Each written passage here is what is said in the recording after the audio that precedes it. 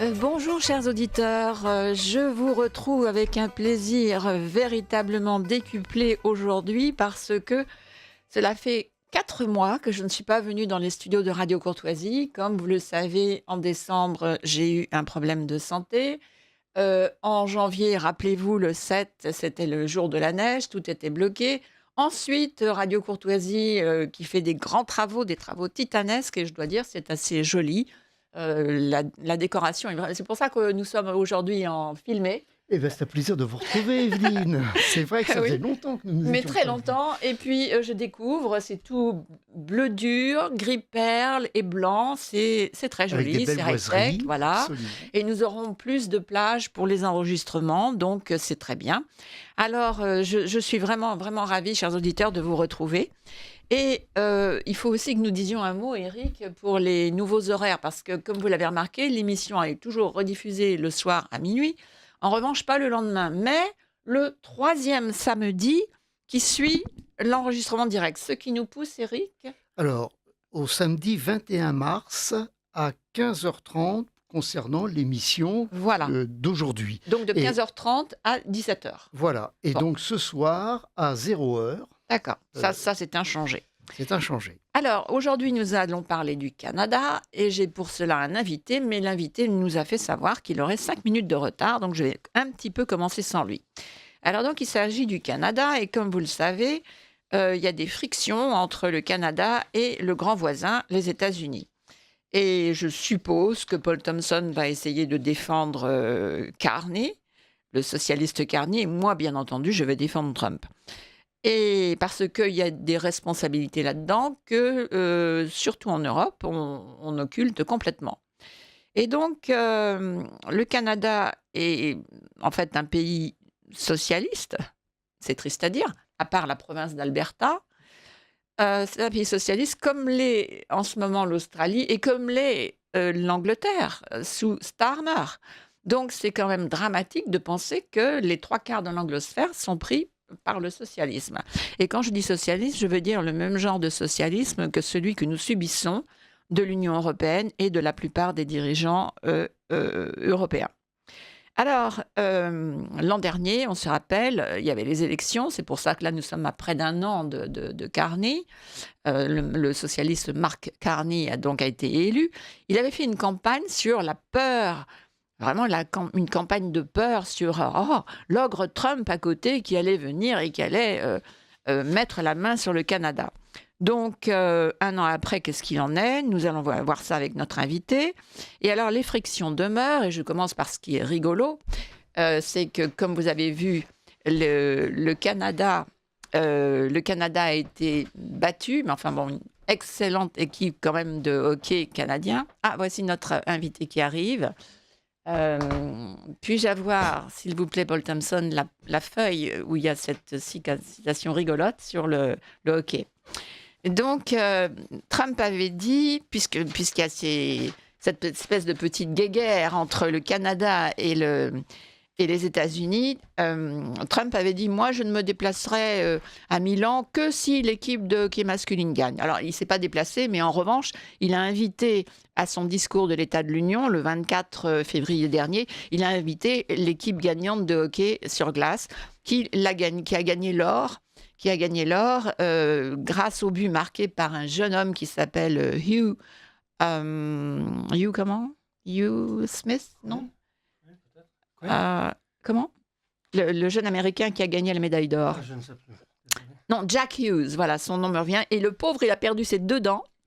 Paul Thompson, vous devez, s'il vous plaît, parler et je vais vous présenter tout de suite.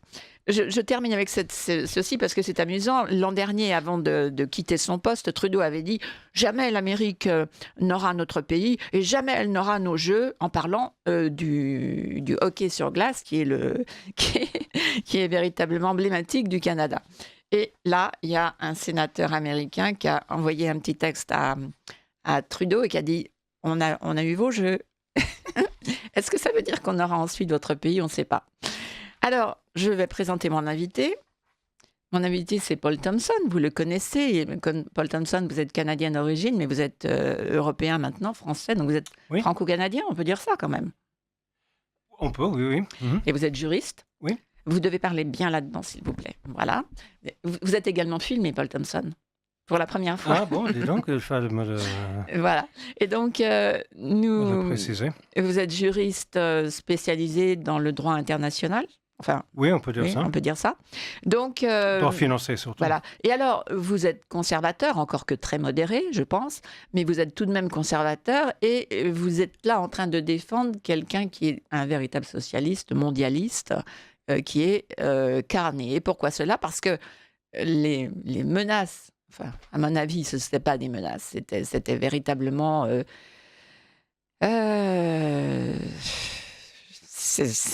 c'était plus amusant qu'effrayant quand Trump disait que le Canada devrait bien devenir américain, blablabla. Eh bien donc, votre fibre canadienne n'est pas morte, puisque là, vous défendez donc Carney et les Canadiens, qui, j'étais en train d'expliquer en vous attendant, a été élu un petit peu grâce à la peur contre l'ogre Trump l'an dernier. C'est bien ça? Tout à fait, oui. Très, très clairement même. Voilà, c'est ça. Donc, qu'est-ce qu'il en est un an après? C'est le sujet de notre émission. Et alors, donc, je voulais parler de ce qui était amusant d'abord. Alors, on a parlé donc de cette médaille de hockey.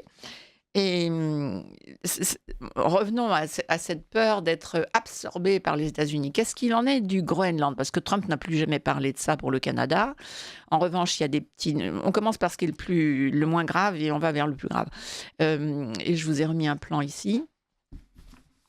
Qu'est-ce qu'il en est de l'atmosphère au Canada maintenant? Est-ce que cette peur stupide de l'an dernier, franchement, cet épouvantail qui avait été lancé, est-ce que ça subsiste? Est-ce qu'ils ont peur maintenant que Trump acquiert le Groenland? Parce que pour le Groenland, là, il y revient. Il revient à charge un petit peu plusieurs fois, disant que non, un bail de 99 ans, c'est pas bon, ça suffit pas. Il suffit de voir ce que les Anglais font aux îles Chagos. Il faut acheter, il faut acquérir le Groenland pour quand même se défendre de la menace russe et chinoise, les deux, qui sont de plus en plus pressantes. Donc, quel est l'état des Canadiens en ce moment vis-à-vis de cette acquisition? Parce que si Trump arrivait à acquérir le Groenland, il serait complètement entouré et en même temps protégé par les États-Unis. Quelle est l'atmosphère maintenant au Canada? Je pense qu'en ce qui concerne le Groenland, les Canadiens partagent le point de vue de la quasi-totalité des Européens, l'exception de vous-même peut-être. Ah oui, complètement. À savoir que c'est une menace qui est à la fois irrecevable et très dangereuse et qui ne saurait être justifiée par des considérations de type l'ogre russe, l'ogre chinois. Donc, mais au Canada, le sentiment à ce sujet sans doute encore plus vif qu'en Europe parce que le Canada se sent menacé encore aujourd'hui. Et donc, c'est normal qu'elle... Menacé de quoi? Juste d'annexion, pure et simple? Par exemple, et puis par les menaces, les pressions américaines en tout genre. Donc, on va en parler après sur les questions de commerce international, mais là aussi c'est quelque chose qui pèse très lourd quand même. Donc il y a une certaine inquiétude encore aujourd'hui, ça c'est clair. Et est-ce qu'il y a un regret d'avoir mal voté l'an dernier, d'avoir voté pour ce socialiste qui, on va le voir un petit peu au cours de notre émission, en fait n'a résolu aucun problème? J'ai essayé ce matin de trouver les derniers sondages et malheureusement, je n'ai pas réussi à le faire. Ce que j'ai en tête, c'est que... Non, c'est rien. C'est que Carney n'est pas descendu au plus bas dans les sondages. Mais la situation est assez complexe au Canada. Vous avez au Parlement, il y a une minorité. Il n'a pas le Parti libéral, son parti, n'a pas la majorité des sièges. Donc, est-ce que ça bride ces mouvements? Mais oui, quand même, parce que c'est comme en France. Ça fait c'est pas aussi bloqué qu'en France, parce que il y a un parti plus à gauche du Parti libéral qui soutient le Parti libéral souvent. Euh, mais il ne peut pas faire ce qu'il veut à cause de cette situation de gouvernement minoritaire. Et c'est quoi ce qu'il voudrait, entre autres? Le programme de Carney, c'est de... Je voudrais dire clairement que je ne partage pas du tout votre appréciation de lui en disant qu'il est un socialiste. Il est vrai qu'il appartient à une sorte d'élite libérale internationale. Ça, c'est Complètement. c'est vrai. Mais Il ne le l'élite mondialiste, contesterait pas lui-même, j'imagine. mondialiste est par définition socialiste quelque part. C'est pas le vieux socialisme des années 30, mais c'est une nouvelle forme de socialisme. C'est un néo-marxisme culturel. Oui, il y a des éléments néo-marxistes avec oui. le wokisme, etc. Eh ben voilà. Ça, c'est vrai, mais lui, honnêtement, est aux antipodes de son prédécesseur, Justin Trudeau, qui, lui, Trudeau, était un véritable wokiste. Avec les côtés ridicules. Oui, absolument. Voilà. Et il avait même le côté nihiliste, on peut dire. Il avait un sorte de mépris pour les autres. Par exemple, quand il est allé en Inde, il a emporté toute sa famille, tout le monde, il a habillé tous les membres de sa famille, et lui-même compris, en indien, ce qui a horripilé ses hôtes. Donc ça prouve qu'il n'a pas pris la température. C'est un petit exemple. Alors, Carney est plus fin, je suis d'accord avec vous, il est moins ouvertement woke, mais par-dessous, c'est la même chose. Et je voulais dire une seule chose de bonne de lui, et je dirais plus de bien de Carney pendant le reste de l'émission. Une seule chose, c'est qu'à l'occasion des frappes américaines sur l'Iran, et je recommande en toute modestie mon dernier papier qui est paru hier, et dans les 4 vérités et d'Andreuse, c'est pas une guerre que les Américains déclarent à l'Iran, c'est Trump essaye de mettre fin à la guerre que l'Iran a déclarée à l'Occident en 1979. Et donc Carney a été un des plus fins, puisqu'il a... D'abord, il partage, je crois, l'avis de Trump là-dessus. Je ne sais pas s'il y a eu des attentats terroristes financés par l'Iran, au Canada aussi. Mais nous, en Europe, nous en avons eu dans les années 80, nous en avons eu à Paris. Galerie Lafayette, Librairie Gibert, Gare de Lyon, d'autres endroits célèbres de la capitale. Donc, les gens, là, une fois encore, je ne sais pas comment c'est présenté dans les médias français, mais il faut remettre les choses à l'endroit. Donc, pour en revenir à Carney, il a été bien pour ça. Vous êtes d'accord, là, avec lui ou pas? Personnellement... Il a salué en tout l'opération. Oui, c'est vrai, c'est ce qu'il a fait, tout à fait. C'est ce qu'il a dit par devant, en tout cas. Bon, au contraire des Européens qui font la chochotte et qui parlent de droit international. Donc, ce que je voulais aussi... Alors, on termine avec les choses amusantes. Il y a une chose amusante pour montrer qu'il y a quand même des Trump tensions. devrait peut-être bombarder Madrid également, parce que Oui. les Espagnols sont d'une impertinence insupportable. Donc je pense qu'il devrait pas dit qu'il allait éliminer le Premier ministre, pourquoi pas le roi aussi. Non, il n'a pas parlé de ça. Pourquoi pas? Il a dit que la seule contrainte pour lui, c'est sa moralité personnelle, rien d'autre ne compte à ses yeux. Honnêtement, je ne trouve pas que ce soit souhaitable comme approche de la politique internationale. Le Premier ministre espagnol, qui lui est un socialiste alors grand 1, non seulement critique Trump surtout, mais ne paye pas son dû à l'OTAN et vient d'interdire que les aéroports espagnols puissent servir de base. Oui. Bon, donc si c'est ça un allié, je suis désolée, mais c'est Trump qui a raison, c'est pas l'espagnol. Donc il devrait le bombarder. Non, il n'a pas dit ça. Il a dit simplement que l'Espagne une correction mériterait d'être sortie de l'OTAN, et je suis d'accord avec lui. Alors, revenons au Canada. Il y a cette question de pont sur la rivière, sur le fleuve, pardon. Quel lapsus de ma part, sur le fleuve Detroit. Oui. Il n'y a pas que la ville de Détroit, il y a également le fleuve qui lui donne son nom. Et donc, au-dessus de ce fleuve, il y a un pont qui, en ce moment, pose problème, puisqu'il devait être inauguré là, au printemps 2026, et que Trump met le holà tout à coup, parce que faut bien savoir que ce pont, c'est le résultat de tractations qui ont été décidées entre Trudeau, dont on vient de parler, et Obama, dont les auditeurs savent tout le mal que je pense, pas parce que j'aime pas sa personne, mais parce que pour le mal qu'il a fait aux États-Unis et à la civilisation occidentale. Donc, c'était comme tout ce qu'Obama a fait, avec l'Iran notamment, son accord de 2015. C'était une négociation idiote, bâclée, avec des résultats calamiteux pour les États-Unis, où l'acier américain n'était pas employé. Donc, Trump dit non, non, non, il faut que les matériaux soient fournis à égale part, etc. Ce genre de choses, avant que je consente à ce qu'on ouvre le pont. Où est-ce qu'on en est? Et alors, en même temps, il y a un autre pont, pas plus loin, qui dit oui, mais moi, ce pont, c'est une famille qui possède un autre pont, qui dit on ne voulait pas de ce pont du tout, parce que ça nous enlève notre. Il possède un pont. C'est compliqué. Racontez-nous, Paul Thompson. Je pense qu'il faut savoir que ce pont correspond à un projet bilatéral entre le Canada et les États-Unis et l'État de Michigan, qui est l'État concerné.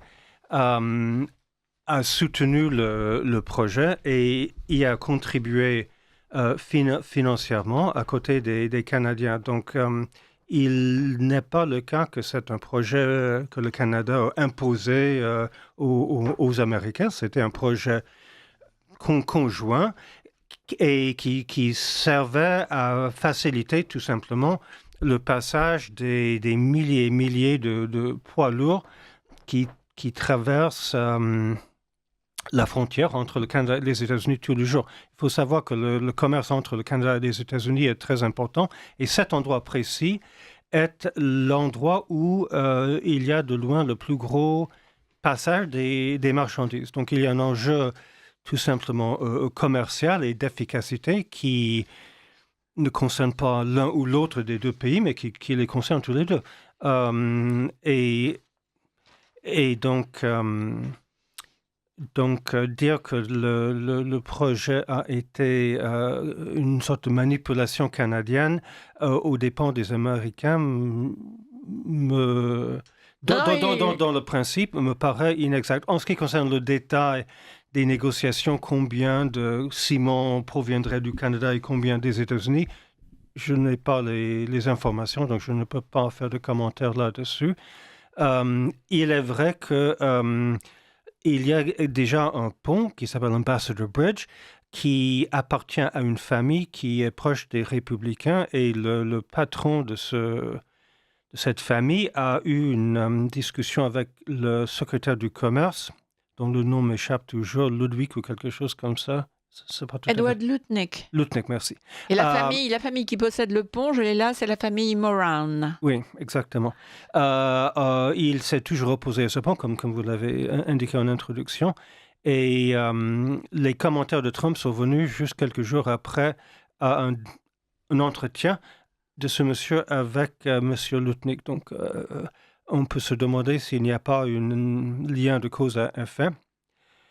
En tout cas, le pont est déjà construit, donc est-ce que l'idée est de le détruire et en construire un autre? Non, pas du tout. Je peux vous dire ce que Trump a dit. Le gouvernement canadien explique que moi, président des États-Unis, je leur permette de tirer avantage une fois encore des États-Unis. Je ne permettrai pas l'ouverture de ce pont jusqu'à ce que les États-Unis soient entièrement dédommagés pour tout ce que nous leur avons donné, c'est-à-dire aux Canadiens. Voilà, ce sont les arguments de Trump. Autrement dit, on n'a pas utilisé notre... voilà, c'est de l'acier canadien et en même temps, par contre, et on ne tient pas compte de tout ce que l'Amérique a fourni là-dedans. Donc, il veut en fait que là encore, il veut que l'avantage soit réciproque et égal et pas tout à l'avantage du Canada, comme c'était. Parce qu'il faut bien comprendre une chose, Paul Thompson. C'est comme avec les Européens, les gens s'insurgent. Mais ce qu'ils ne savent pas, et s'ils creusaient un petit peu, c'est pas trop difficile à trouver, l'Amérique a véritablement été une bonne poire pendant des décennies, et tout le monde s'est servi d'elle, commercialement et militairement. Et Carney est dans la même situation que les Européens. Il a profité par NORAD, comme les Européens par l'OTAN. Il a profité de la protection américaine en donnant pratiquement rien en échange. Et également, il y a eu des tarifs douaniers préférentiels et pour l'Union européenne et pour le Canada au détriment des États-Unis. C'est ça qu'il faut bien comprendre. Trump n'attaque pas les alliés. C'est lui qui dit que les alliés sont des alliés félons, dans une certaine mesure, parce que tout cela a été au détriment des États-Unis. Est-ce que vous contestez? Il y a deux niveaux. Si on regarde les 30 dernières années, vous avez raison, les États-Unis, soit se sont laissés rouler dans la farine, comme on dit, sur des questions tarifaires. Par exemple, pour les tarifs pour les voitures américaines importées en Europe, étaient au moins le double des tarifs sur les voitures européennes importées par les Américains. Donc, on se demande pourquoi les Américains n'ont jamais accepté ça. Ça semble aberrant. Parce qu'il y avait des présidents qui ne défendaient pas les intérêts des États-Unis. Oui, je pense que c'est juste. En ce qui concerne les dépenses en matière de défense, les Américains, le Canada, c'est vrai, pendant très longtemps, comme l'Allemagne, mais encore pire que les Allemands, je crois, profiter d'un statut de passager clandestin, comme on dit, c'est-à-dire qu'il ne paie pas sa part. Ça, c'est avéré par les chiffres. Il ne peut même pas y avoir de débat là-dessus. Donc là, les Américains sont parfaitement légitimes et Trump a demandé un effort supplémentaire et ce n'est pas vraiment contesté aujourd'hui. Mais c'est vrai que les Américains peuvent dire que pendant longtemps, pendant même plusieurs décennies, ils ont payé plus que leur part. Mais ça ne justifie pas que le pont de Gordie Howe soit bloqué parce qu'il n'y a pas assez d'acier américain dans le pont. Alors, donc, il y a une certaine... c'est pour ça que je dis qu'il y a plusieurs niveaux. Il y a un certain niveau général et puis il y a des questions spécifiques qu'il faut regarder une par une selon les mérites des uns et des autres par rapport à chacune de ces questions. Alors, ce pont-là que vous appelez Gordie Howe, faut savoir que c'est le nom, là encore, d'un célèbre joueur de hockey, mais cette fois-ci pas sur glace. Si, hockey sur glace aussi. Gordie Howe était le sport national. Grande vedette. Oui. C'était un Canadien d'origine, mais qui était une grande vedette de l'équipe de Détroit. Ah oui, d'accord. Donc, il faut savoir que de manière... En temps normaux, les relations entre le Canada et les Américains sont marquées de manière générale d'une sorte de cordialité très, très nette, avec des points de désaccord ici et là, dans un couple ou comme... mais de façon générale, de très bons rapports avec un bon niveau d'attente. Et aujourd'hui, la situation est un peu empoisonnée. J'espère que ça ne va pas durer éternellement. Pour en terminer avec ce pont, il y a aussi une petite anecdote, là, c'est que l'ambassadeur des États-Unis au Canada, qui s'appelle Pete Hoekstra, qui est du Michigan, l'État qui jouxte l'Ontario, c'est bien ça, eh bien, a dit que, en fait, le président Trump veut que l'appartenance de ce pont soit à égalité entre le Canada et les États-Unis. Ça semble quand même acceptable comme demande, non? Et apparemment, s'il y a ces dissensions-là encore pour ce pont, c'est parce que ce n'était pas bien établi jusqu'à présent. Donc, à mon avis, ça va s'arranger, ils vont trouver un accord. Encore une fois, je ne connais pas tous les détails des structures de propriété, mais ce que j'ai lu, c'est que ce pont était un projet commun entre l'État de Michigan et le gouvernement fédéral canadien, et j'imagine que la province de l'Ontario était impliquée aussi.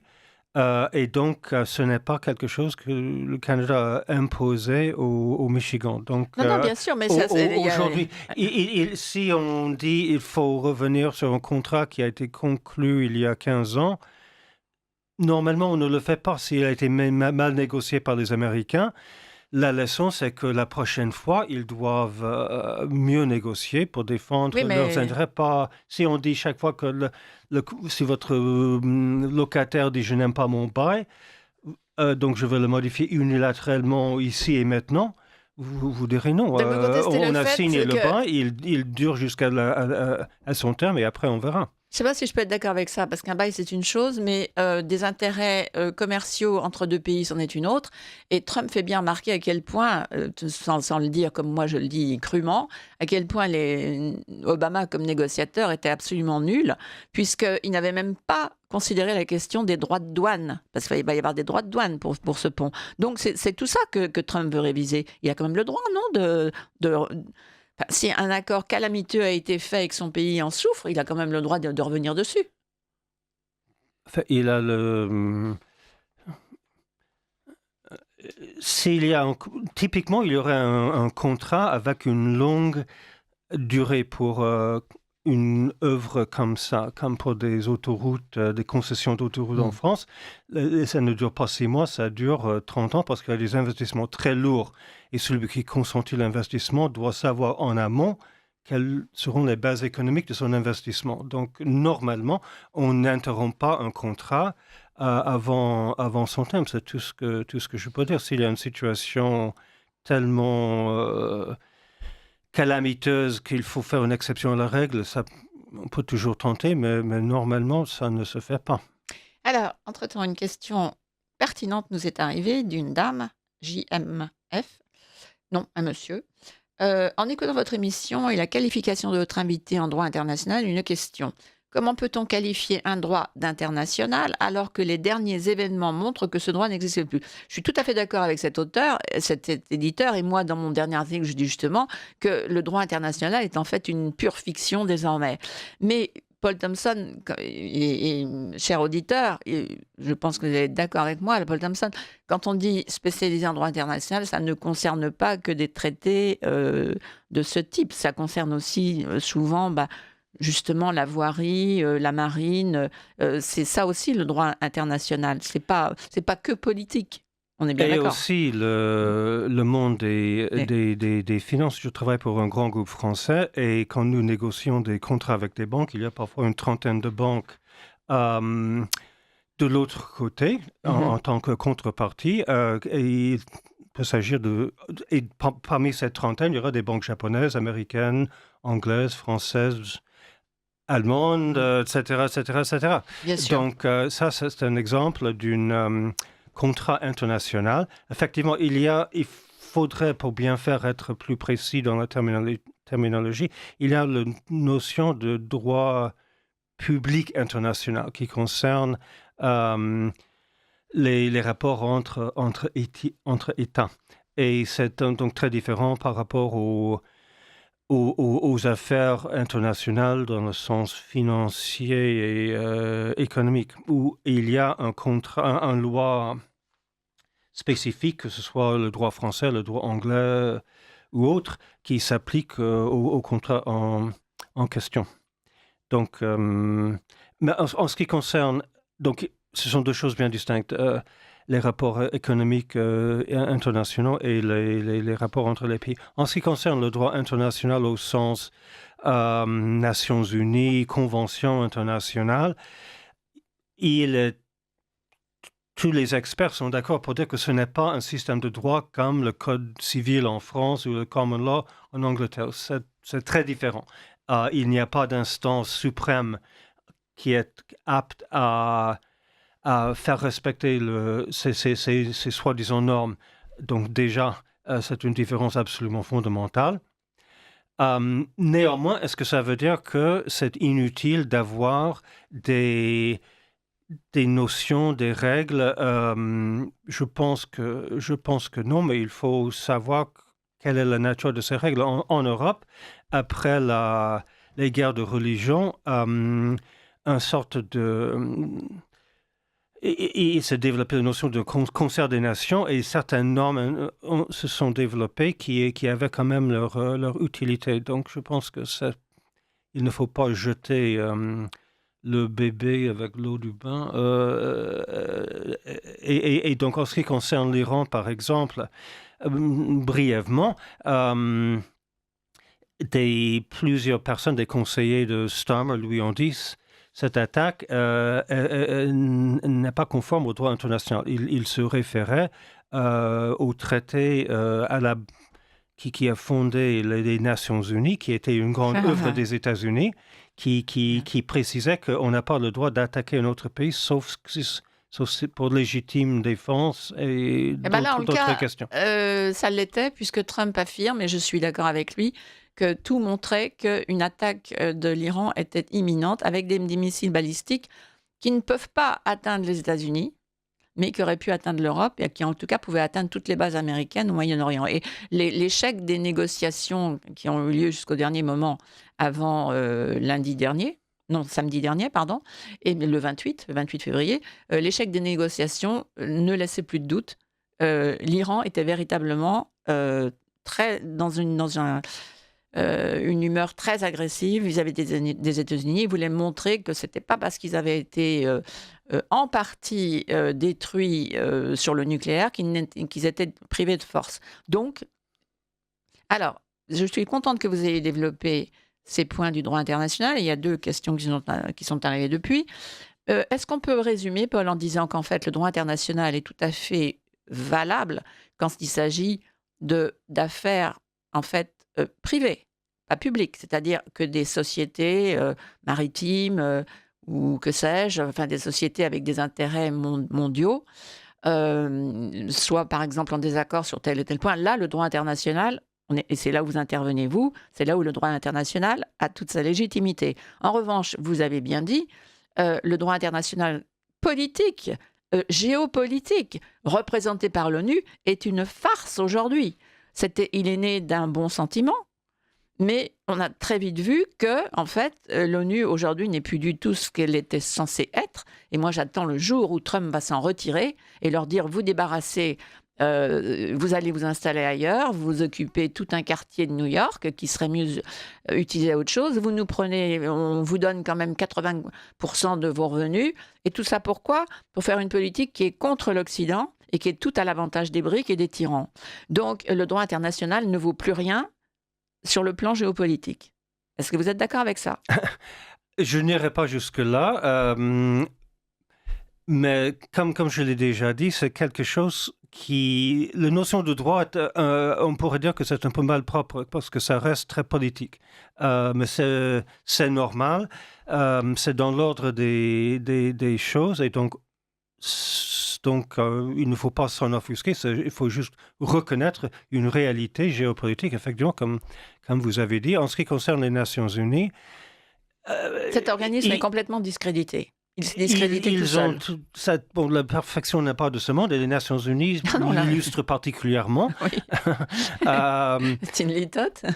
Mais est-ce que ça veut dire qu'il est complètement inutile, qu'il mérite d'être écarté complètement? Ça, je n'en suis pas convaincu parce que ça sert quand même à ce que les gens puissent se parler. Et ça, c'est déjà quelque chose d'important. Des parlottes. En fait, leur mission, c'était d'empêcher les guerres. C'est important d'empêcher les guerres. Ils n'en ont empêché aucune. Franchement, aucune. Leur bilan est 0. Vous ne savez pas, depuis 1949, c'était l'année de fondation. Oui, c'est pas eux qui ont arrêté quoi que ce soit. Empêché des guerres, ça... Je ne pense pas que vous soyez... Et les casques bleus de l'ONU, moi je me rappelle quand j'étais petite, on parlait des casques bleus de l'ONU, attention, qui allaient... Bon, ils ont fait peur à personne. Et on n'en parle même plus aujourd'hui. On ne sait même plus s'ils existent. Alors, il y a 2 messages qui sont arrivés qui me disent que j'ai rien compris. Enfin, ça, c'est ce que ça veut dire. Que les Américains, en fait... il y en a un qui est cynique, qui me dit oui, les Américains n'ont jamais été intéressés. On le sait bien, ce sont des philanthropes. Pensez à l'adage qui trop veut prouver. Bon, très bien, cher auditeur, on a passé votre message. Et quelqu'un d'autre revient, lui, à l'Indochine. Ah, on les a vus en Indochine. Et en Algérie, ils se sont mis du côté des Vietnamiens et du FLN. Bon, je ne sais pas si c'est vrai. Je sais, moi, simplement que Eisenhower, qui était président à l'époque, pensait que l'Amérique avait assez donné en hommes et en argent et que toute l'Europe étant endettée à l'époque, il y avait autre chose à faire que pour les États-Unis s'engager dans des conflits lointains qui ne la regardaient pas vraiment. Voilà, c'est tout ce que je peux répondre à cet auditeur. Alors, avançons avec notre émission. On termine avec une dernière chose qui est plutôt rigolote dans la guéguerre c'est la province d'Alberta. Alors, on sait que la province d'Alberta, c'est quand même je crois que c'est elle qui est la plus riche de toutes les provinces canadiennes. Peut-être à côté de l'Ontario, qui en termes de produit, PIB par habitant, ça ne c'est elle m'étonnerait qui pas. produit le plus de richesses, notamment de pétrole. Ça ne m'étonnerait pas, je n'ai pas les derniers chiffres. Et donc, les habitants d'Alberta, eux, ils trouveraient pas trop mal, enfin certains, en tout cas un tiers quand même, Oui, c'est un tiers quand pas même, négligeable, ça c'est sûr. ne serait pas opposé à être plutôt sous le joug de l'Amérique que sous celui de Toronto. Et donc, il y a des mouvements séparatistes. Alors, madame le gouverneur, je ne vais pas dire la gouverneuse ou la gouverneure, madame Danielle Smith, Oui, qui est le gouverneur de l'Ontario, de l'Alberta. d'Alberta, dit il est hors de question que nous devenions américains, mais si la population demande un référendum, je ne pourrais pas le lui refuser. Donc, on verra ce que les Albertains, on dit les Albertains, Oui, oui. décideront. Et pendant je ne sais pas si vous avez suivi un petit peu, pendant les émeutes que la gauche, l'ultra-gauche folle, et Walk faisait contre la police des frontières qui était venue à Minneapolis pour sortir les criminels de prison et les déporter, eh bien toute la gauche était là, il y a eu 2 tués, mais c'est bien de leur faute, ils s'opposaient aux forces de police et ça a été des accidents. Ils n'ont pas réussi à en faire un troisième George Floyd, c'est ce qu'ils auraient voulu, c'est ce que la gauche américaine cherche. La guerre civile, elle n'y est pas arrivée. Trump a réussi, là, sans mobiliser la garde nationale, à les dompter. Mais pendant ces événements, qui étaient quand même angoissants, eh bien, beaucoup d'Américains et des gens d'Alberta disaient, mais on pourrait tout simplement faire l'échange, on donne le Minnesota au Canada et nous, on prend la province d'Alberta. C'est rigolo, non ? Je pense que ce ne serait pas une bonne affaire sur le plan économique pour le Canada, parce qu'effectivement, l'Alberta est une province riche avec des ressources pétrolières et gazières très importantes, y compris à l'échelle internationale. Le Canada est dans les premières dizaines des exportateurs de produits de pétrole. Et donc, non, ça ne me paraît pas être très indiqué comme solution au problème. Il faudra que les Américains se débattent avec le Minnesota. Enfin, le Minnesota a toujours été de gauche, très à gauche. Je ne sais pas pourquoi, mais c'est une particularité de l'État depuis... Toujours, je ne sais pas, mais depuis, en tout cas les années 60. Humphrey, Oui. il était de Humphrey, Minnesota, oui, je ça crois. remonte Il aux était années très 60. à gauche. Oui. Encore que pas assez au goût de la gauche folle américaine. Voilà. Donc, alors avant d'arriver aux choses plus sérieuses, est-ce que vous pouvez nous préciser, Paul Thompson, quelque chose sur la Constitution canadienne? Elle a été écrite en 1867, c'est bien cela, Oui. par le Parlement britannique. Oui. C'est vous qui m'aviez appris cela. Oui, Donc, oui. historiquement, est-ce que Je ça confirme. place, est-ce que ça place le Canada définitivement plus dans le camp du Royaume-Uni que de celui des États-Unis? Parce qu'en fait, les Canadiens sont les descendants de ceux qui n'ont pas voulu la Révolution américaine et qui sont allés au Canada au nord, Tout à fait, oui. justement. Les loyalistes, comme on dit. Les loyalistes, voilà, c'est Oui. ça. Et donc, Enfin, en termes de structure politique, le Canada a un système qui a été hérité directement du Royaume-Uni, sauf qu'il y a la dimension fédérale qui est une différence de taille, mais le système parlementaire est vraiment le système britannique. Les règles électorales sont très voisines. Même les 2 plus grands partis politiques au Canada, c'est le Parti conservateur et le Parti libéral, étaient des sortes d'extensions à l'origine de leur des partis correspondants au Royaume-Uni. leurs homologues anglais, oui. Et donc, ça c'est une chose. En termes de culture politique aussi, le système parlementaire, jusqu'à une date relativement récente, prévoyait ce qu'on appelle la suprématie du Parlement. C'est-à-dire que le Parlement pouvait, on disait, le Parlement peut décider de tout sauf de déclarer qu'un homme est une femme et inversement. Mais depuis, on a progressé, donc... Ah, mais pas le Canada. L'Amérique a progressé, mais pas l'Europe et pas le Canada. En Europe, tenez, si vous me permettez une anecdote, pendant les Jeux Olympiques, justement, moi, je regardais les patineurs sur glace parce que vraiment, ils m'épataient. Et il y avait 2 commentatrices françaises qui se permettaient et de favoriser les patineurs français et une patineuse américaine qui s'appelle Amber. J'ai oublié son nom de famille, Welsh. Hein. Enfin bref, une patineuse qui. Et alors, elle n'a pas gagné, quel dommage. Parce que c'est une autre américaine qui s'appelle Alicia Liu, d'origine chinoise et américaine, d'une maman américaine qu'elle ne connaît pas d'ailleurs, puisque c'est une fécondation in vitro. Et cette petite jeune fille était éblouissante. Bon, alors au lieu de saluer ses compétences extraordinaires, sa grâce, la facilité, eh bien, les 2 commentatrices françaises étaient bloquées sur celle qui avait perdu. Bon, elle était très bonne aussi, mais moins bonne, flûte, il faut le reconnaître. Oui, parce que c'est très dommage quand même qu'elle n'ait pas gagné, parce que vous comprenez, elle a tellement fait pour le mouvement LGBTQ. Et puis quand même, aujourd'hui, elle avait ses règles. C'est quand même normal, hein. Il faut qu'on en parle désormais. Vous vous rendez compte? Donc, quand on dit que le wokisme est uniquement un produit américain, bon, d'accord, ça s'est développé plus là-bas chez nous, mais qui c'est qui aujourd'hui qui fait vraiment des politiques pour enrayer cela? C'est Trump. Et en France, rien du tout. On laisse faire. Et ce genre de réflexion, à mon avis, irrecevable, faite sur une chaîne de télévision, je trouve que c'est quand même grave pour la France. Je pense que Trump, effectivement, doit être loué pour son action dans ce domaine qui se révèle d'une efficacité certaine. Par exemple, récemment, la banque Goldman Sachs, qui est une des banques les plus prestigieuses et les plus puissantes parmi les banques américaines, a annoncé avoir éliminé des considérations de type woke pour la constitution de son conseil d'administration, ce qui est très important. C'est-à-dire les politiques ESG, environnement, social, gouvernance, non, c'est imposées la par question l'administration Biden. Diversité. Oui. C'était les 2. Exactement. Ouais.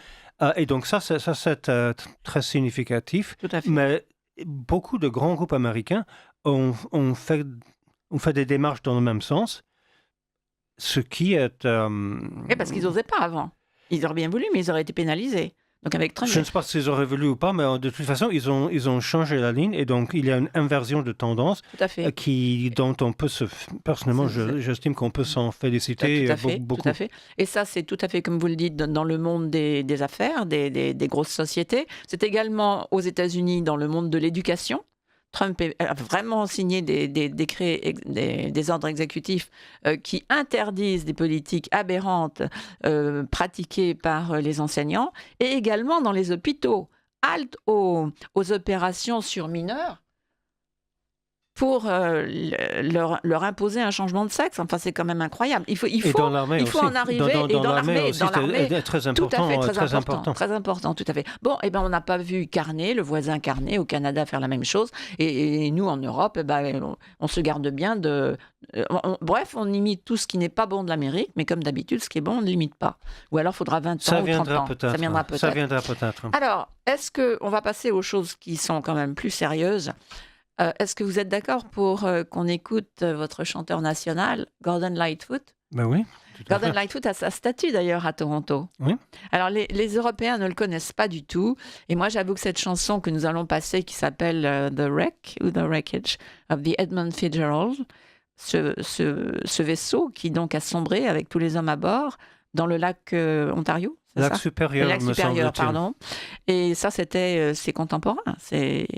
Je pense que c'était dans les années 30 peut-être. Voilà, c'est ça. Donc en fait, il y a pas encore 100 ans, voilà. Mais enfin bon, quand vous étiez petit, vous avez pu en entendre parler. Les personnes devaient en parler beaucoup.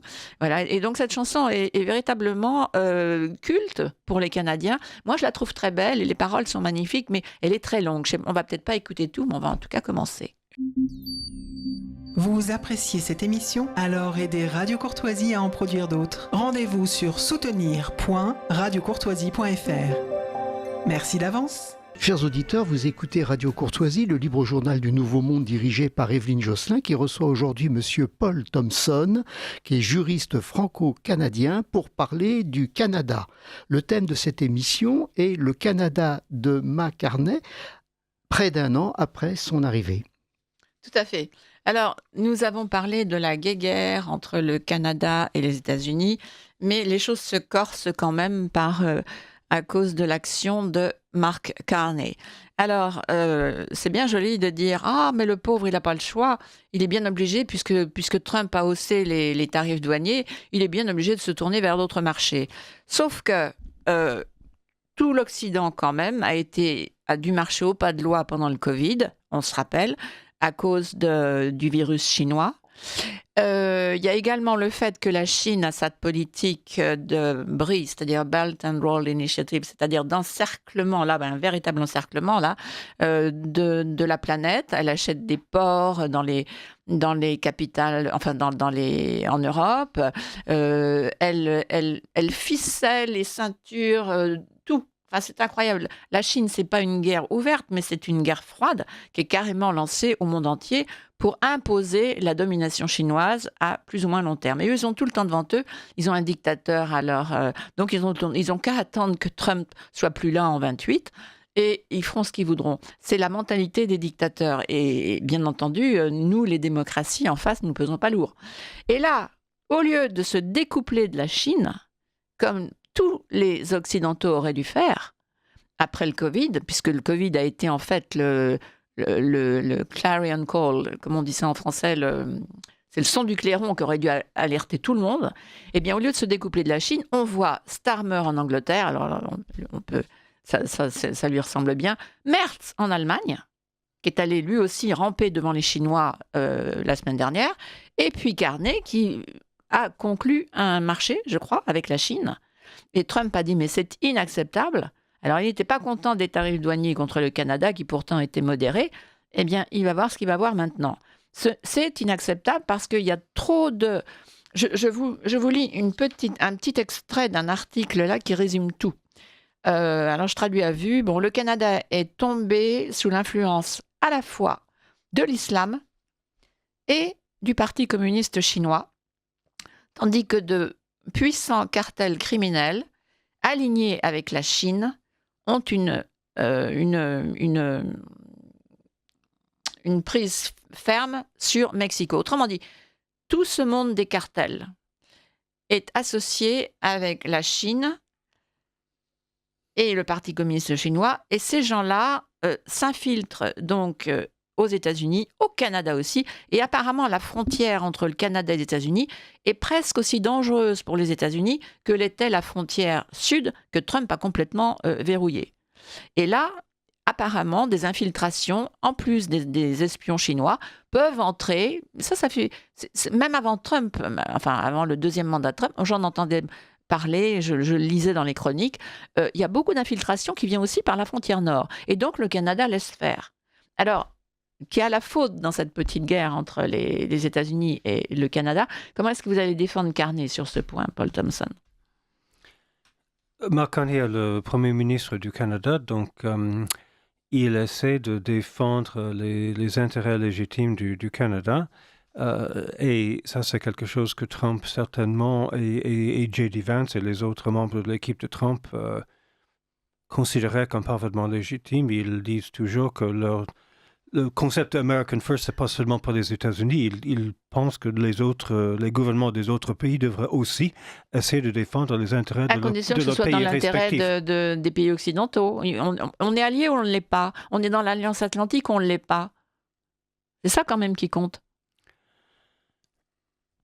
Je répète, les Trump et les J.D. Vance et d'autres ont dit tous les pays du monde, les gouvernements de tous les pays du monde devraient défendre les intérêts de leurs pays respectifs. J'ai bien compris, je l'ai bien entendu, mais je vous répète, même si ce n'est pas dit, implicitement, ça voulait dire à l'intérieur quand même de la préférence pour l'Alliance Atlantique.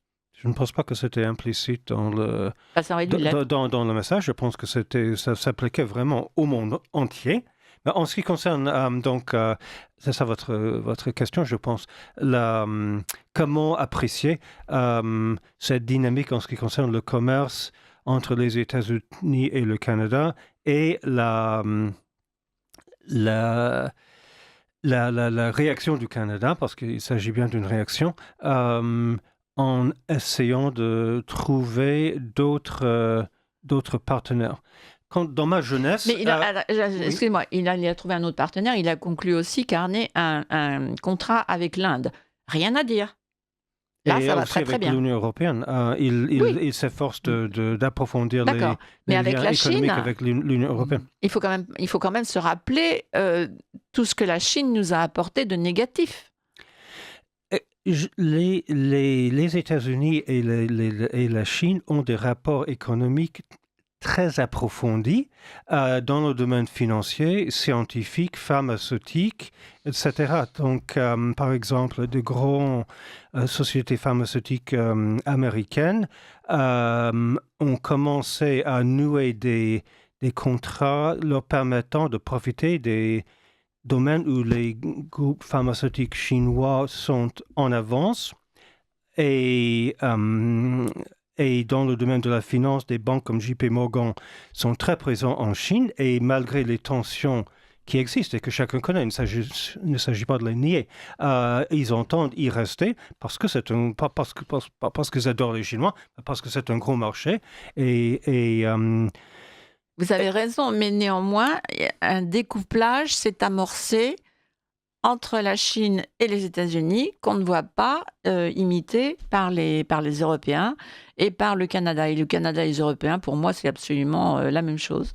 C'est le même esprit, c'est le même... Il y a eu dans certains domaines, le Royaume-Uni, par exemple, mais aussi l'Allemagne, je pense, et d'autres pays européens ont bien voulu suivre les invitations amicales des Américains à évacuer Huawei, par exemple, de leur système de télécommunication national. Donc ça, c'est un exemple où les Européens ont suivi les demandes des Américains, parce que les Américains ont dit que ce serait très dangereux parce que ça permettrait de capter des informations confidentielles et donc il pourrait avoir une dimension sécuritaire et cet argument a été suivi. Donc ce n'est pas le cas que les pays européens ne font rien pour se protéger contre certains risques d'une surexposition à la Chine. Mais il faut relativiser les choses. L'Allemagne, par exemple, je suis d'assez près la politique allemande et aussi la vie économique. Il y avait dans ce voyage de Merz la semaine dernière effectivement une grande délégation de patrons d'entreprises et l'Allemagne n'entend pas réduire à zéro ses échanges avec la Chine, mais en même temps, le discours de l'Allemagne a beaucoup changé depuis l'époque de Merkel et maintenant, il y a l'idée non pas d'un decoupling radical, mais d'une gestion intelligente des rapports pour se prémunir contre des risques. Donc, ça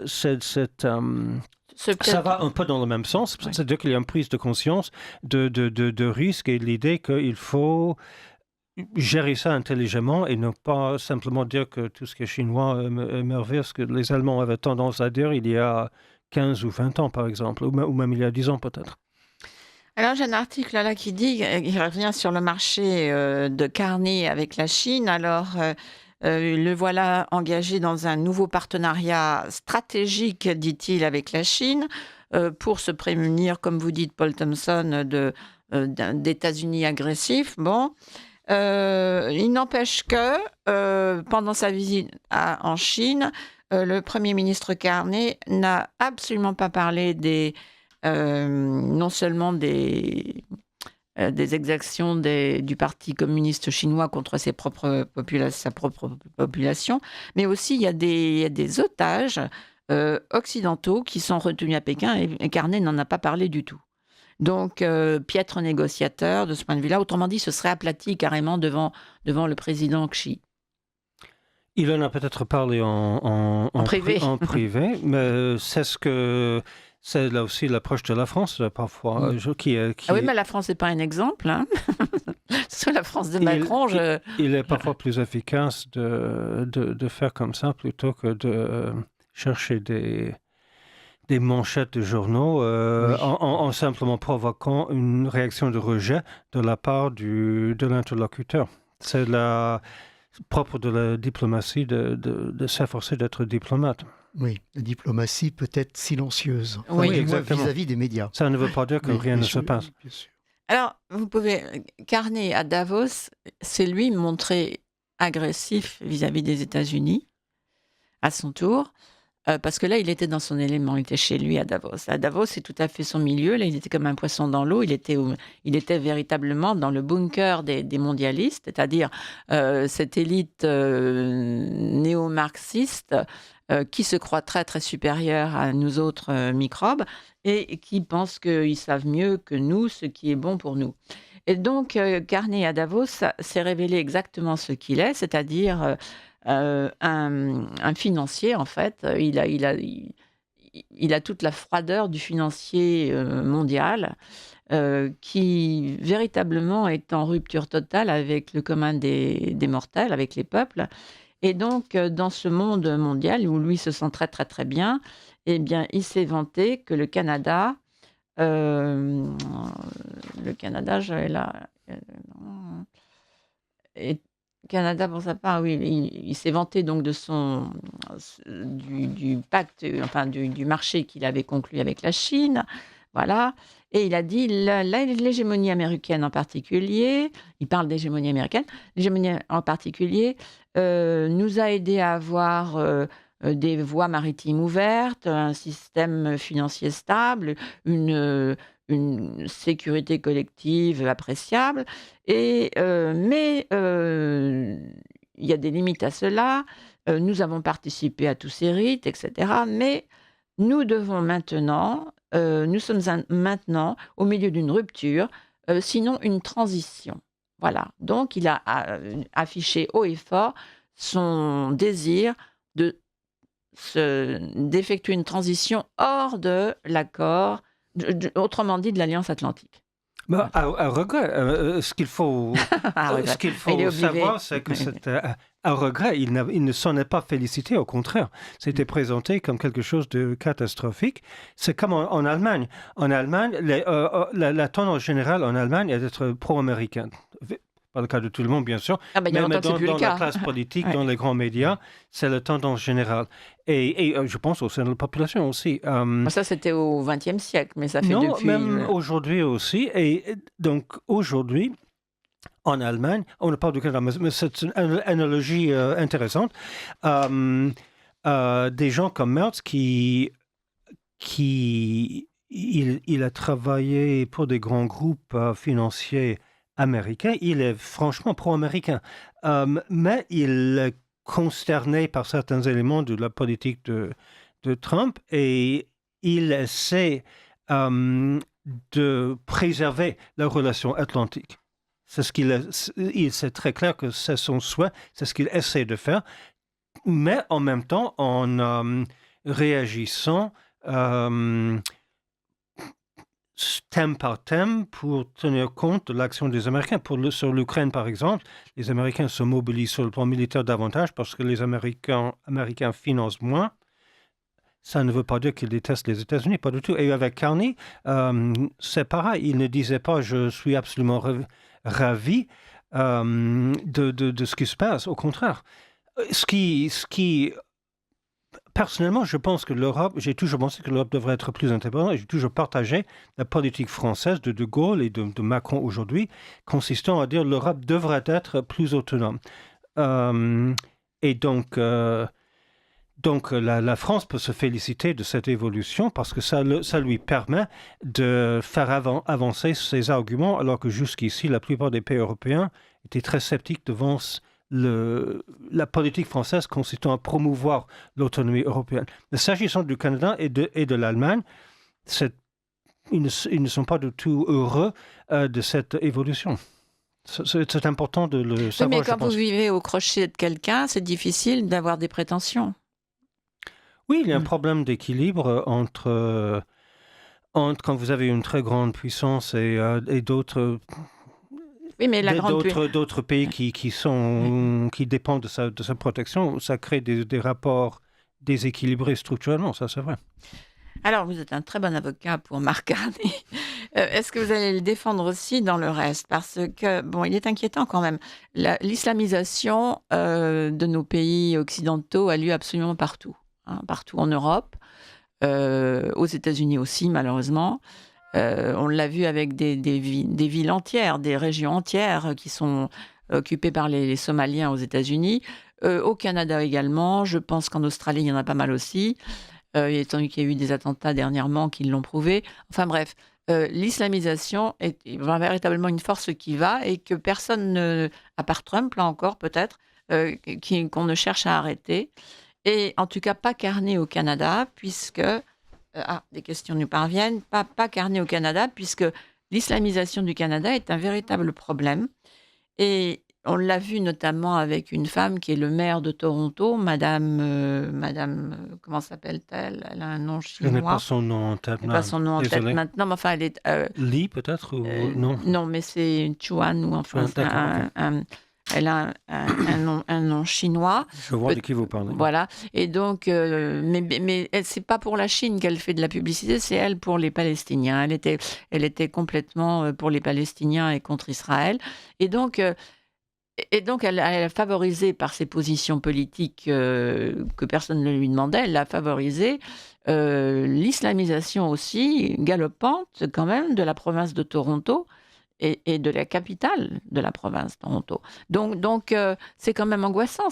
Donc, il y a à la fois, on favorise l'infiltration chinoise, l'islamisation du pays, la wokisation du pays n'est pas enrayée. Et qu'est-ce que vous répondez à ça? Et après, il y a la question de l'euthanasie, qui quand même, le Canada est le pays le plus avancé là-dedans, et on va en parler après. D'accord. Effectivement, ce sont des sujets distincts. Il faut savoir que le Canada a tout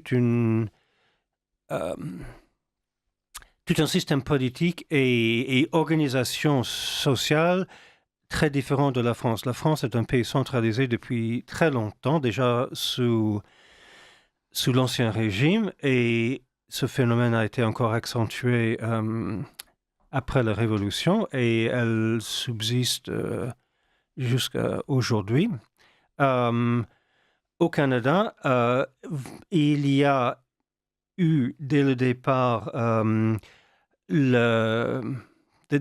de l'organisation du pays après la conquête par les Anglais à la faveur de la guerre des 7 ans au XVIIIe siècle, à une entente qui a été conclue entre les élites françaises là-bas et les Anglais.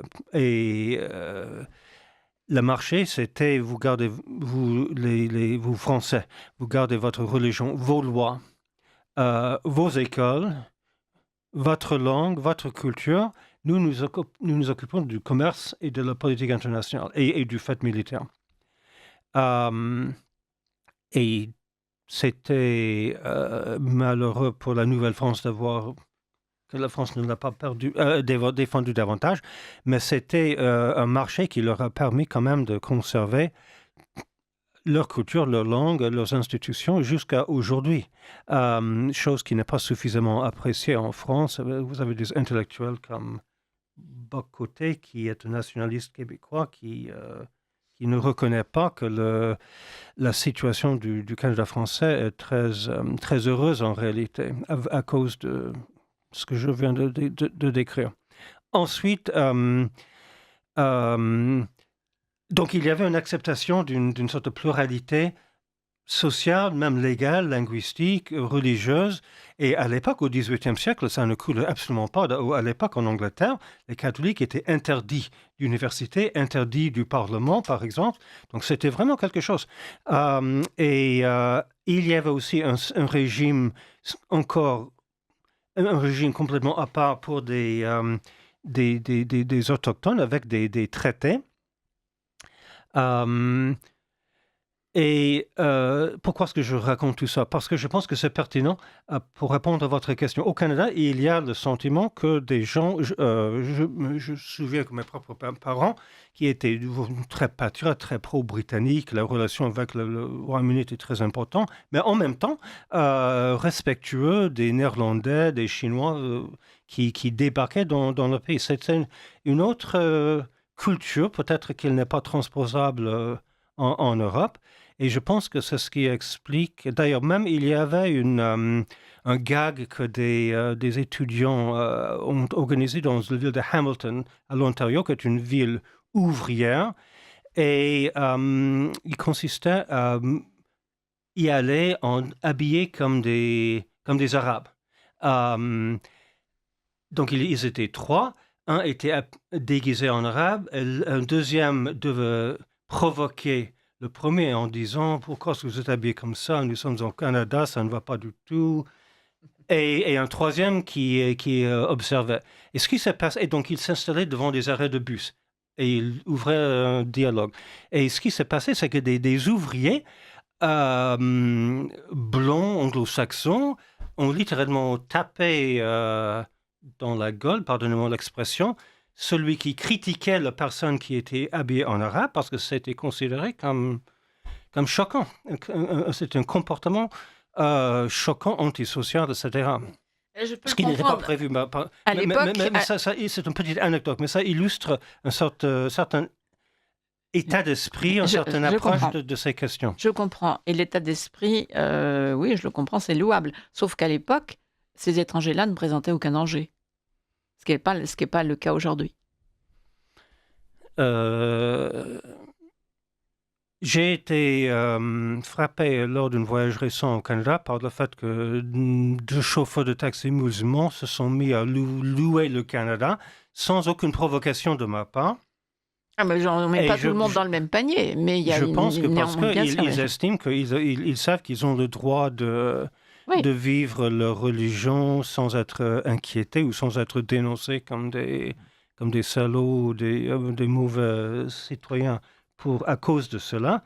Et donc, ils apprécient ce respect mutuel qui est possible. Alors qu'en France, on tape sur les musulmans sans arrêt. Dans les médias que moi je lis, en tout cas, ils sont comme le Figaro, Causeur, on tape sur les musulmans vraiment à longueur de journée. Donc, ça crée un climat extrêmement délétère. Mais on ne tape pas sur tous les musulmans, on parle sur ceux qui sont agressifs. Il n'y a jamais et un ceux qui article sont dans sur les bons musulmans. Il n'y a jamais lu un seul article dans le Figaro, le Causeur, sur des musulmans qui font quelque chose de bien. Donc, il y a un parti pris extrêmement négatif, je pense. Peut-être que vous n'avez pas de bonnes lectures. Peut-être. Il y a une question amusante qui nous est arrivée, que je voulais moi-même poser. Qui vient d'arriver, Monsieur Thomson, sur un sujet qui monopolise pas mal la presse en ce moment. La question est la suivante. Parle-t-on au Canada de l'abominable affaire Epstein? Les États-Unis ont encore apporté cette affaire au monde. Oui, les journaux. C'est pas les États-Unis. Je n'ai pas entendu parler de Canadiens qui étaient pris dans les raies de Epstein, mais je n'ai pas lu les 3 millions de pages. Oui. Donc je n'en sais pas plus, mais effectivement, c'est une affaire qui a des.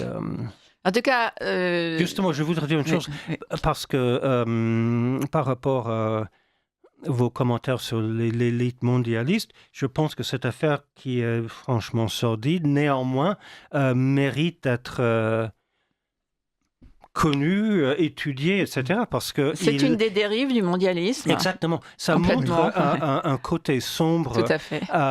Qui habite au moins une partie pas tout le monde, mais une partie de ces élites qui est vraiment. Qui se croient tout quasiment permis. diabolique. Oui. Et ça montre, oui, ils sont c'est le terme, se considèrent au-dessus de tout. Donc, il faut que les gens sachent que ça existe, c'est important. tout à fait. J'en parle d'ailleurs dans mon livre La guerre culturelle. Cette gauche internationale a un côté satanique, diabolique, comme vous voulez dire, absolument. Alors, il y avait autre chose aussi sur le Canada qui est grave. C'est cette question d'euthanasie. C'est important pour nous Français, puisque je crois que ça va être voté, ou c'est déjà voté, c'est comme si, ou si c'est pas voté, ça va l'être. C'est comme c'est comme l'avortement, c'est la même chose. Il y aura des dérives, on le sait. Et on le sait, comment on le sait par le Canada interposé. Au Canada, il faut quand même savoir, chers auditeurs, que MAID, M-A-I-D, c'est-à-dire medical, enfin bref, le droit de mourir, voilà, assisté, payé par la Sécu, enfin ce qui correspond à la Sécu au Canada, voilà, c'est bien joli, sauf que au Canada, on a ce qu'on n'a pas en France, on a un certain recul dans le temps, donc on a pu établir des statistiques, et 98% des personnes sollicitées par les euthanasistes sont tout de même des Blancs. Et ce ne sont pas que des Blancs âgés, qui sont un poids lourd pour l'équivalent de la sécurité sociale. Les offres, il y a même des appels. Ce qui ne serait pas une justification pour les éliminer quand même. C'est bien mon avis, mais je veux dire, non, mais les partisans de l'euthanasie, les plus cyniques, disent oui, mais ce sont des gens qui coûtent cher, et puis bon, ils sont en fin de vie, alors qu'ils vivent un an ou deux de plus ou de moins, autant les euthanasie. Il y a des gens qui raisonnent comme ça, malheureusement. Bon, eh bien, sachant qu'ils arriveront peut-être à cette limite voilà, aussi, oui, même, exactement. C'est Exactement. Eh bien, il y a Attali qui avait tout de même dit, quand il avait, lui, 75 ans, que 75 ans, c'était bien comme âge pour en finir. Hein. Bon, commençons par lui, par exemple. Bon, bref, revenons à... Il ne s'est pas porté volontaire encore? Non, il aurait dû. Ah bon? Donc, au Canada, et je n'exagère pas, je l'ai lu dans plusieurs supports, et je lis quand même Mark Steen, qui n'est pas un juif, qui est un Canadien pur jus, et Conrad Black, qui est un lord anglais en plus. Et donc, ces gens-là ne sont pas des rigolos. Et s'ils disent que des Canadiens sont sollicités par les euthanasistes, des Canadiens jeunes, mais par exemple qui sont pauvres, qui se désolent de ne pas sortir de leur pauvreté, bon, il y a une solution, voyez-vous, voilà. Et d'autres qui sont malheureux, on en avait parlé, je crois, une fois avec vous, Paul Thompson, des jeunes soldats qui sont déboussolés, qui revenaient du service en Afghanistan, on leur a proposé comme récompense. Voilà, exactement. Et ce qui est pire que tout, c'est qu'en plus, ils ne seront pas morts pour rien. C'est qu'on va prendre vos organes, qui ne sont pas des organes de vieilles personnes, mais des organes de gens jeunes, en bonne santé. Donc, voilà le type de dérive auquel ce genre de loi peut mener. C'est tout.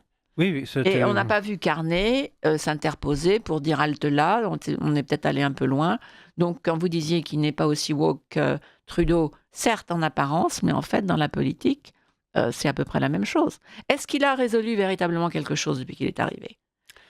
Oui, il est beaucoup plus pragmatique et moins idéologique qu'on croirait à vous entendre. Dans le domaine de la réglementation environnementale, par exemple, il a laissé tomber des taxes qui étaient décriées par les conservateurs pendant longtemps comme étant anti-économiques. Il est défendu par Trudeau et les écolos. Rapidement, après être arrivé au pouvoir, il les a laissés tomber complètement. Et ça, c'était une rupture sur un point très débattu depuis des années au Canada. Donc, mais c'était pour stimuler l'économie canadienne. Donc, ça montre déjà qu'il a un côté pragmatique et non idéologique. C'est un peu opposé, dites-vous, à l'hystérie écologiste. Oui, absolument. Bon, c'est une bonne chose. Et en ce qui concerne cette question de l'euthanasie, ce n'est pas quand même lui qui était aux manettes quand cette loi a été adoptée. Je pense que c'était... Oui, mais il ne pourrait pas, en sa qualité il est là depuis un an, je crois. Donc, il ne pourrait pas, en sa qualité de Premier ministre,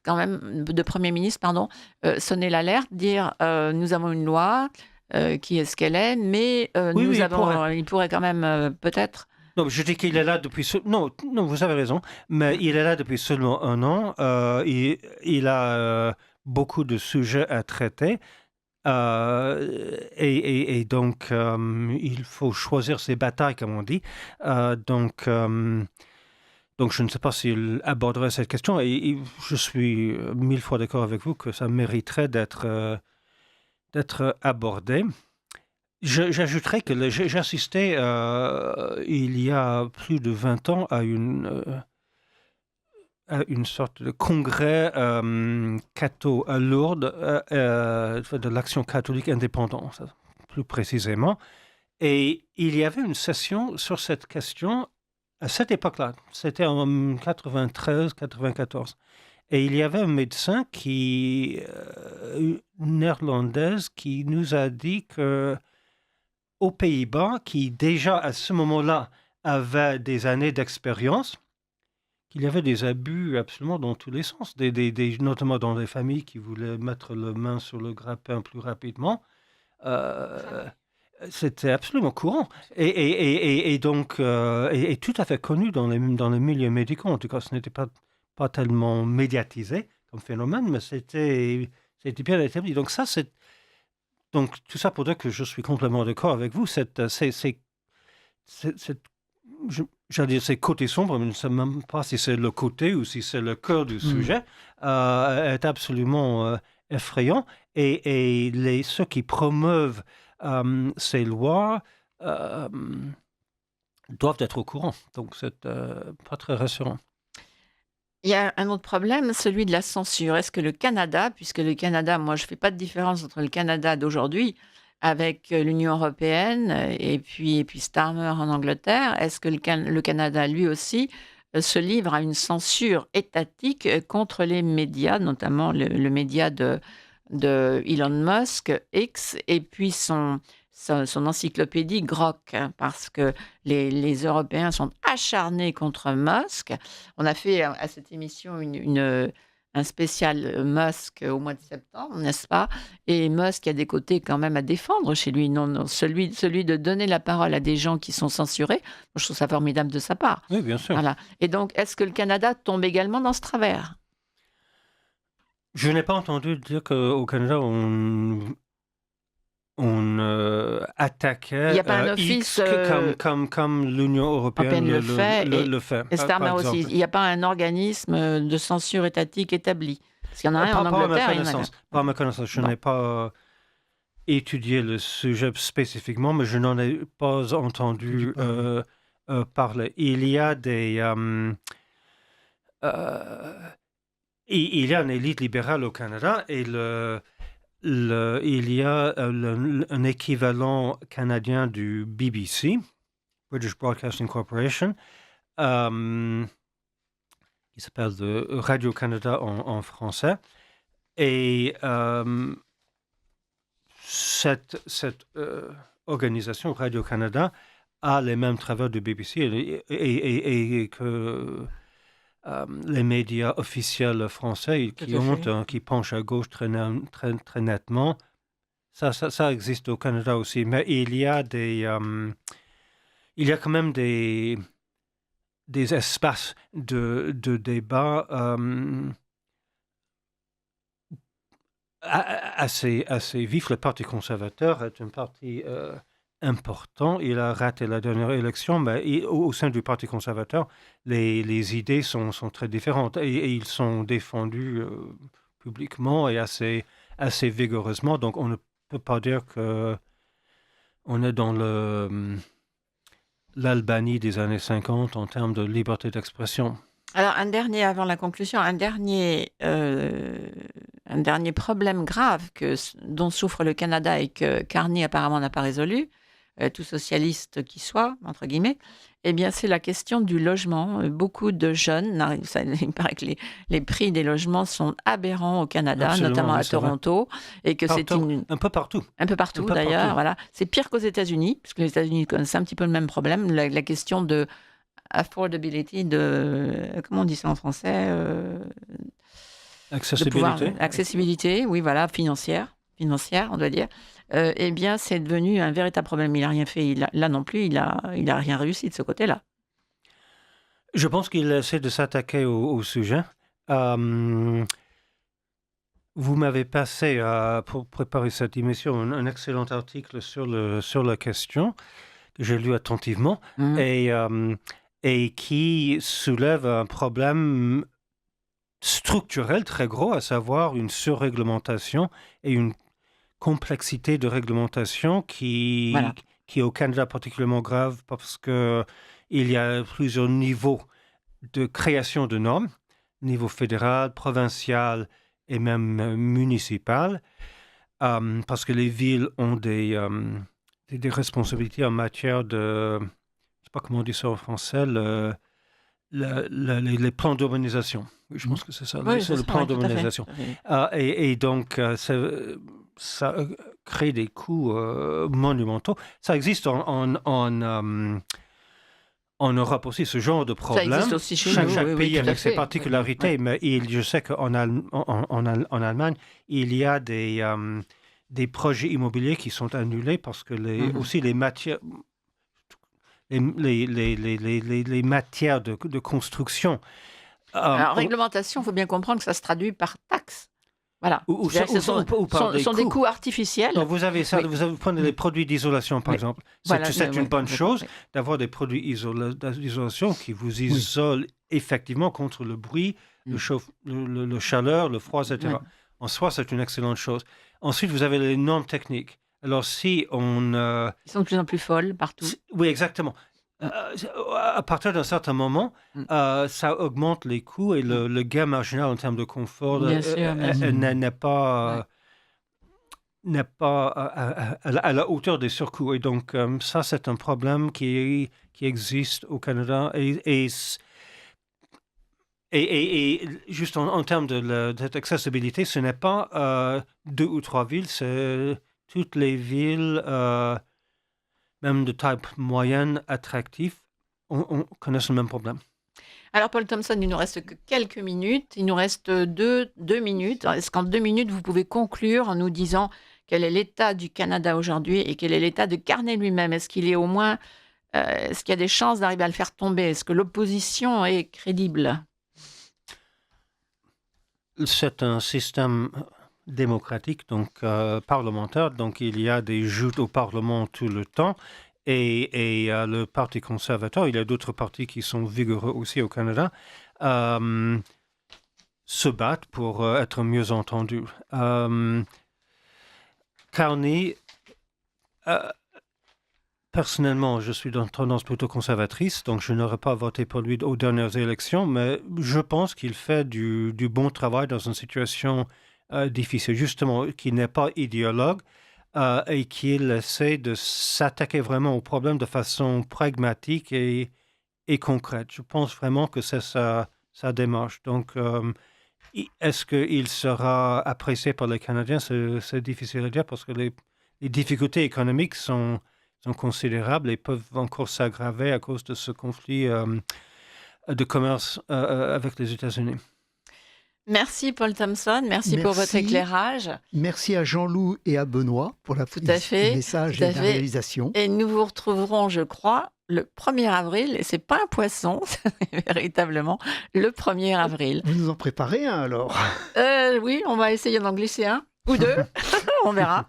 Voilà, très bien. Au revoir chez les auditeurs, à très bientôt.